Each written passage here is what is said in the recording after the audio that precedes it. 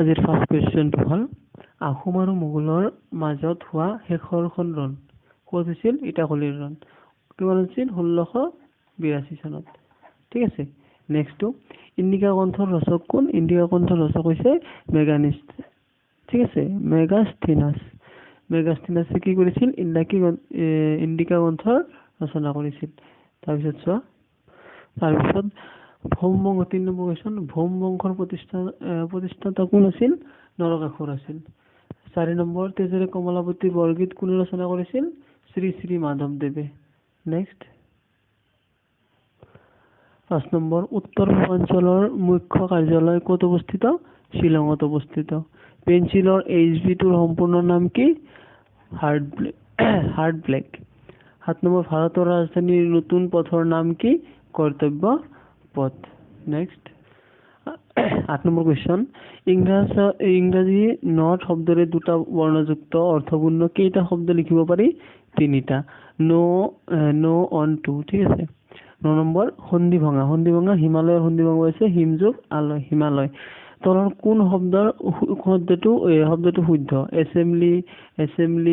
Assembly কোনটো? Assam D.El.Ed, assembly. কেইটা বৰ্গ আছে? তলত ইয়াতে যিটো বৰ্গ দিয়া আছে এটাত কেইটা বৰ্গ আছে? তো মইতো 30টা পাইছো, মই এক্সাম দিব গৈছিলো 30টা পাইছো। মোৰ মতে তোমালোকৰ মতে কেইটা হয় কমেন্ট কৰি জনাব। ঠিক আছে। তাৰপিছতটো চোৱা 12 নম্বৰটো অসমৰ ধুবুৰী জিলাত কি উদ্যোগ অৱস্থিত আছে? মৃৎশিল্পৰ। ভাৰতৰ প্ৰথম মহিলা ৰাষ্ট্ৰপতি কোন আছিল? প্ৰতিমা দেৱী সিং পাটিল। তাৰপিছত চোৱা কোনটো গ্ৰহৰ উপগ্ৰহ নাই? বুধ আৰু শুক্ৰ। অপশ্যনত আহিছিল খালি বুধ। ঠিক আছে। তাৰপিছত চোৱা পৃথিৱীৰ বয়স কিমান? 4500 নিযুত বছৰ। তলৰ কোনটো মাতৃ সমাৰ্থক শব্দ নহয়? ঠাই। তাৰপিছত চোৱা নৱগ্ৰহ মন্দিৰ কোন পাহাৰৰ ওপৰত অৱস্থিত? চিত্ৰাচল পাহাৰত অৱস্থিত। ভাৰতৰ যুক্তৰাষ্ট্ৰীয় ব্যৱস্থাটো ক'ৰ পৰা লোৱা হৈছে? কানাডাৰ পৰা লোৱা হৈছে। একক নাগৰিকত্ব থকা দেশখন হ'ল ভাৰত। তাৰপিছত চোৱা ভাৰতৰ সোণালী আহ বুলি কাক কোৱা হয়? ৰেচমক কোৱা হয়। যদি অসমৰ সুধিলে হয় তো মুগা হয়। ঠিক আছে।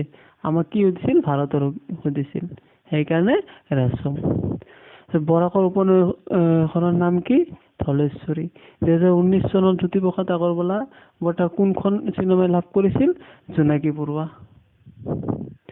কোনটো সংশোধনীৰ জৰিয়তে ধৰ্মনিৰপেক্ষ আৰু সমাজবাদীক অন্তৰ্ভুক্ত কৰা হয়? 42তম সংশোধনত। এতিয়া টম আছে। ঠিক আছে। বলৰ এছআই একক হৈছে নিউটন। এনেদি বুজাব নিউটন। 3.2916 সংখ্যাটো কি হ'ব? অপৰিমেয় হ'ব, কাৰণ ইয়াত p/q প্ৰয়োগ কৰিব নোৱাৰো। 3:4 লসাগু 5 দিয়া আছে, আমাক গসাগু ওলাব লাগে। কি আছে? গোটেইখিনি পূৰণ কৰি দিম। ঠিক আছে। 3 × 4 × 5 যিটো হয় এইটোৱে এনসাৰ 60।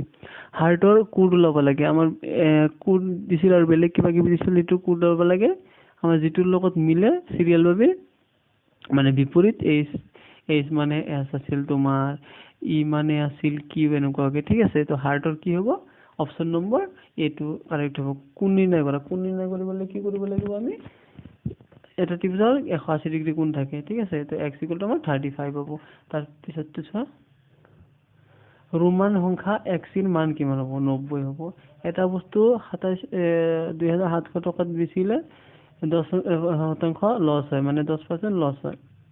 তেন্তে 3600 টকাত বেচিলে কিমান শতাংশ লাভ হ'ব? 20% লাভ হ'ব। তাৰপিছত চোৱা তলৰ কোনটো শুদ্ধ? দ্ৰুতি = সমবায় দূৰত্ব। PMGKAY ৰ সম্পূৰ্ণ নাম কি? প্ৰধানমন্ত্ৰী গৰীব কল্যাণ অন্ন যোজনা। শিঙা বেনুৰ অৰ্থ কি? কাহৰ দৰে বাঁহীৰ দৰে বজোৱা এবিধ বাদ্যযন্ত্ৰ। তাৰপিছত বায়ুৰ বাষ্পীয় জোখা যন্ত্ৰটোৰ নাম কি আছিল? হাইগ্ৰাফি, এনেকুৱা কিবা এটা আছিল। ঠিক আছে। হাইগ্ৰাফি। বলৰ সূত্ৰটো F = ½ mv²। সালোক সংশ্লেষণৰ দ্বাৰা কি উৎপন্ন হয়? সালোক সংশ্লেষণৰ শৰ্কৰা হয়, অক্সিজেন হয়। ঠিক আছে। তাৰপিছতটো চোৱা মামৰ ধৰা প্ৰক্ৰিয়াটো এটা ৰাসায়নিক বিক্ৰিয়া। ঠিক আছে। মামৰ ধৰা প্ৰক্ৰিয়াটো ইয়াতে কি আছিল এটা বিক্ৰিয়াটোৰ নাম কি যে মামৰে ধৰা বিক্ৰিয়াটো কি মামৰে ধৰা বিক্ৰিয়াটো হৈছে প্ৰক্ৰিয়াটো হৈছে ৰাসায়নিক বিক্ৰিয়া তাৰপিছত কৈছে লো মামৰে লোৰ মাজেৰে কোন প্ৰক্ৰিয়াৰ দ্বাৰা তাপ পাৰ হৈ যায় পৰিবহন প্ৰক্ৰিয়াৰ দ্বাৰা তিনডাল কাঠৰ টুকুৰা 40 মিটাৰ 40 সেন্টিমিটাৰ 80 সেন্টিমিটাৰ আৰু 60 সেন্টিমিটাৰ দিয়া আছে তো কিমান ডাঙৰ ফিটাৰে তিনিটা টুকুৰা জুখিব পাৰিব 20 সেন্টিমিটাৰ আমি ইয়াৰ এচিয়া পলাইছো ঠিক আছে তাৰপিছত চোৱা অবতল দাপোন এখনৰ মাজেৰে পাৰ হৈ যোৱা পোহৰ ভাঁজ কেন্দ্ৰত থাকে বা অৱস্থান কৰে তেন্তে আমি প্ৰতিবিম্বটো কেনেকুৱা হ'ব ওলাব লাগে ঠিক আছে প্ৰতিবিম্বটো আমাৰ কি হ'ব প্ৰতিবিম্বটো হ'ব থিয় আৰু উলটা ইয়াণ্ডাবু সন্ধি কাৰ মাজত হৈছিল ইয়াণ্ডাবু সন্ধি হৈছিল আমাৰ ইংৰাজ আৰু মানুহৰ মাজত তাৰপিছত চোৱা